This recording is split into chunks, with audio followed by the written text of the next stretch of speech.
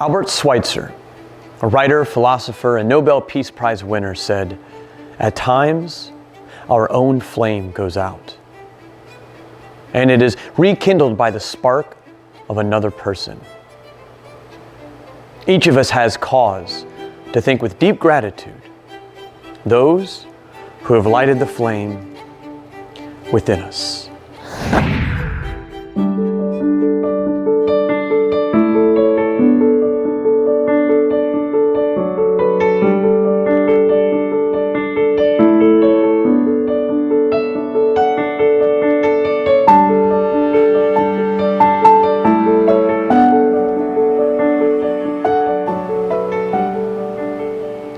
Gratitude.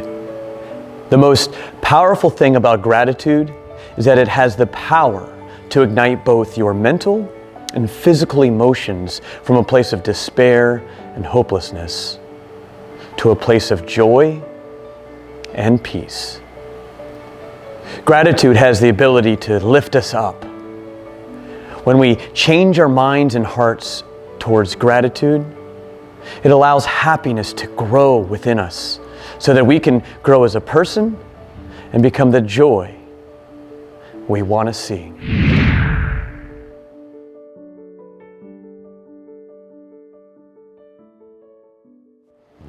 Well, hello, and welcome back to another episode here on the CTC channel. It stands for Create, Transform, and Connect.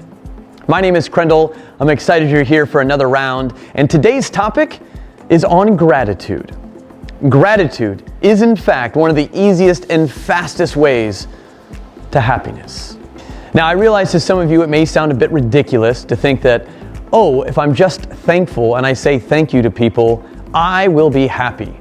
When we all know that we have bosses to answer to, clients to answer to, we have bills, deadlines. Total chaos that exists in our world on a daily basis is enough to cause panic and sadness and negativity. But it is up to us to take a step back, become more present, and be thankful for what and who we are. So, let's first start with the facts, things that are tangible, and some things that you may not have even thought about of the benefits of just being grateful. So let's break it down first to 3 key categories, all of which any of the reports or studies that you find will back these benefits. First, physical. It is proven through gratitude that you increase and have a stronger immune system, be less bothered by aches and pains, lower your blood pressure, exercise more, take better care of your health, sleep longer, and just feel more refreshed when you wake up. Emotionally speaking, you have higher levels of positive emotions, which in turn also makes you more alert, alive, and awake. More joy and pleasure, which is obviously what we're talking about, and more optimism and ultimately happiness. And on the social side, gratitude is able to provide and make us more helpful and generous and compassionate towards others. We're more forgiving, we're more outgoing, and we feel less lonely and isolated. All things that we experience and all things that can be addressed by practicing gratitude. So now that we've listed a lot of the ways that gratitude is good for you, that is backed factually for you, let's talk now about the intangible side, the emotional side of the benefits of gratitude. Because in the end, if it doesn't connect, we never really practice it, no matter how good the factual benefits are. Another side component to this, which is how it benefits and aids in getting us out of negative emotions and feelings. When we're in the thick of it, it is hard to come up with gratitude. When you're mad at someone, when someone does something horrible to you, where's the gratitude, right? Life is unfair. These people are mean. I don't deserve this. Or the opposite, I deserve more than this. These are the kind of things that only hold us back from happiness and joy and drives gratitude further away. Joy and happiness is just a state of mind. We all want bliss, we all want joy and happiness, but it doesn't stay. It's not meant to. It's inseparable from pain and suffering. because you can't have one without the other. You don't know what happiness is if you haven't experienced pain. It's the same with gratitude. Negative emotions and thoughts and ungratefulness are just as important as gratitude is itself. You can't have one without the other. They are inseparable. But the more that you strengthen your gratitude towards yourself and towards others, the stronger you become. So for me, one of the things that always gets me down is comparing myself. You want a surefire way to ingratitude, go compare yourself to anyone. And it hurts. As an illusionist, as in my trade, I'm surrounded by tons of creative and artistic people who in some cases I'll feel jealous of, or my ego will get the best of me. But because I'm more aware of what gratitude can offer, it allows me to get out of these cycles quicker. We're not perfect, and we are gonna have bad days, and they're gonna suck. But wouldn't it be great if you could shorten that curve by a day or two, by a week, in some cases by a month? It is like lifting and exercising. Some days you max out on gratitude, other days not so much. Or some days you need a break from it, and then other days you come back twice as hard. As long as you're growing with it, you as a person will grow as well. You'll feel more happiness more often, or for longer periods of time. So let's talk about some strategies now, some ways that we can practice gratitude. Let's start on the easy side first, which is just simply saying thank you. Saying thank you to people who do anything. Open the door, take your food order.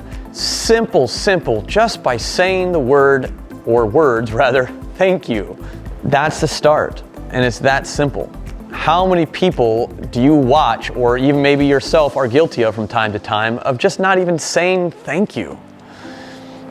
That's on its superficial, easy, bottom level in to gratitude, right? Some other ideas to gratitude. Have a journal.